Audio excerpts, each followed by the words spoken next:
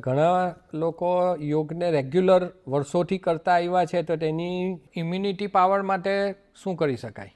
તો આપણી પાસે એવા ઘણા ઉદાહરણો છે કે જે લોકો વર્ષોથી યોગ કરે છે એ લોકોએ ક્યારે મેડિસિન નથી લેવી પડી.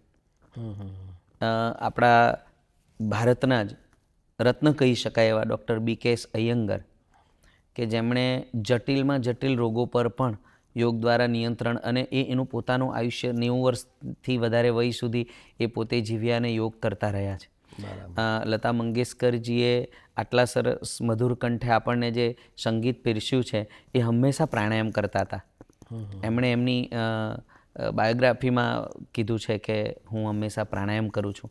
તો યોગ અને પ્રાણાયામ એ ખૂબ જ ઉપયોગી છે જીવનમાં. અને મારો પોતાનો પણ એવો અનુભવ છે કે હું આજે 50 વર્ષની આયુ છે, પણ ઓછામાં ઓછી મેડિસિન જ્યારે કોઈક એવો જટિલ મેલેરિયા કે એવું કંઈ હોય અને લેવી પડે, તો બાકી નાના નાના રોગોમાં દવાઓની જરૂર નથી પડતી.